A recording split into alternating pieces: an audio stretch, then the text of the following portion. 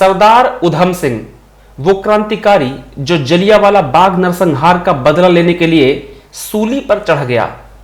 कौन थे सरदार उधम सिंह? कहां हुआ था इनका जन्म?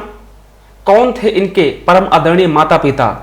और जलियांवाला बाग हत्याकांड करने वाले, नरसंहार करने वाले खूंखार अधिकारी को किस तरह से इन्होंने मारा था, आज जानेंगे सारी की सारी जानकारी शहीद सरदार उधम सिंह के बारे में। नमस्कार दोस्तों, मैं हूं संदीप कुमार शुक्ला। स्वागत करता हूं आपका संदीप सर जीके में।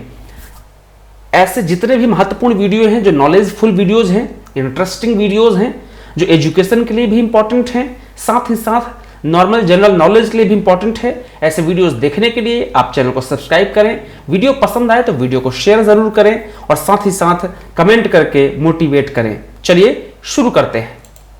जल्द ही मेरी शादी मौत से होगी, ये शब्द उस वीर क्रांतिकारी के थे जिसने विदेश जाकर जलियांवाला बाग नरसंहार का बदला लेने के लिए अंग्रेज गवर्नर माइकल ओ डायर पर गोलियां बरसाकर उसको मौत के घाट उतारा था। ये साहसी वीर जवान कोई और नहीं, सरदार उधम सिंह थे।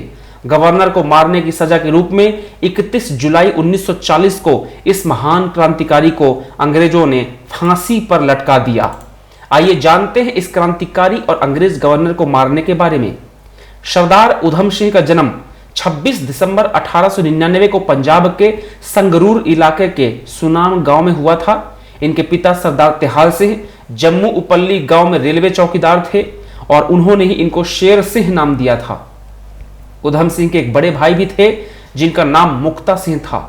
1901 में जब वो केवल 2 साल के थे तब उनकी मां का देहांत हो गया और उसके 6 साल बाद पिता की मौत के बाद मात्र 7 साल की उम्र में दोनों भाई अनाथ हो गए। माता पिता की मौत के बाद दोनों को अमृतसर के सेंट्रल खालसा अनाथालय में भेज दिया गया, जहां पर शेर सिंह के को नाम दिया गया उधम सिंह और मुक्ता सिंह बन गए साधु सिंह। ये वो दौर था जब देश में क्रांति की आग पूरी तरह से जल रही थी और देश सेवा के लिए सरदार उधम सिंह ने अपना नाम बदलकर राम मोहम्मद सिंह आजाद रख लिया। इनका ये नाम समाज की एकता का सच्चा प्रतीक था, क्योंकि इसमें देश के 3 महत्वपूर्ण धर्मों का जिक्र है, राम, मोहम्मद और सिंह। अभी तक उनके पास बड़े भाई का साथ था, मगर यह साथ भी ज्यादा दिन न रहा और 1917 में मुक्ता सिंह का भी निधन हो गया और उधम सिंह पूरी तरह से अनाथ हो गए। हर दुख हर गम को सहते हुए साल 1918 में सेंट्रल यतीम खाना अमृतसर में रहकर मैट्रिक की परीक्षा पास की और 1919 में वो अनाथालय छोड़कर क्रांतिकारियों के साथ स्वतंत्रता संग्राम में शामिल हो गए। वो गवाह बने जलियांवाला बाग हत्याकांड के। 13 अप्रैल 1919 यही वो काला दिन था जब जनरल डायर ने हजारों मासूमों और निहत्थे भारतीयों पर ताबड़तोड़ गोलियां बरसाने का ऑर्डर दिया था और डायर की इस क्रूरता को उधम सिंह ने अपनी आंखों से देखा था। जलियांवाला बाग के इस नरसंहार के बाद उधम सिंह ने जलियांवाला बाग, वहां की मिट्टी हाथ में लेकर जनरल डायर और तत्कालीन पंजाब के गवर्नर माइकल ओ डायर को सबक सिखाने और मासूमों की हत्या का बदला लेने के लिए प्रण लिया था। तस्वीर में आप देख सकते हैं जलियांवाला बाग हत्याकांड की तस्वीर आपको दिखाई दे रही है।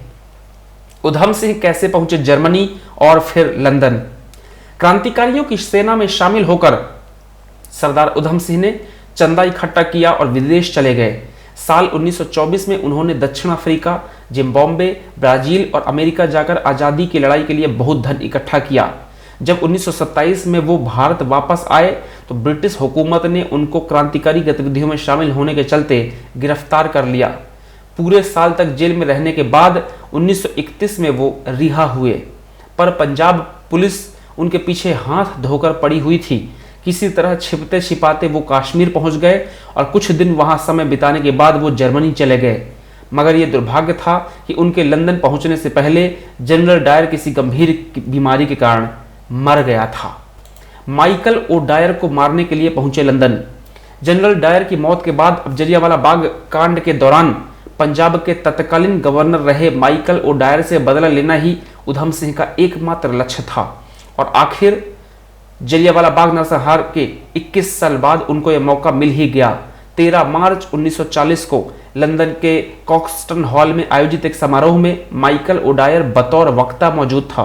उधम सिंह समारोह से एक दिन पहले ही समारोह स्थल पर पहुंच गए। अपनी रिवॉल्वर उन्होंने एक मोटी किताब में छिपा ली। उन्होंने किताब के बीच के पन्नों को रिवॉल्वर के आकार में काट लिया और उसमें रिवॉल्वर को छिपा लिया। जैसे ही माइकल ओडायर का भाषण खत्म हुआ, उन्होंने दीवार के पीछे से माइकल ओडायर पर गोलियां चला दी। 2 गोलियां माइकल ओडायर को लगी और उसकी तुरंत ही मौत हो गई। इसके बाद लंदन पुलिस ने वीर क्रांतिकारी उधम सिंह को गिरफ्तार कर लिया। उधम की गिरफ्तारी के बाद उनको लंदन के ब्रेक्सटन जेल में रखा गया। उनको पता था कि उनको फांसी होने वाली है, पर उनके चेहरे पर ना ही कोई डर था, ना ही कोई मलाल। आखिर हो भी क्यों, उन्होंने अपने दुश्मन को मौत के नींद सुला दिया था।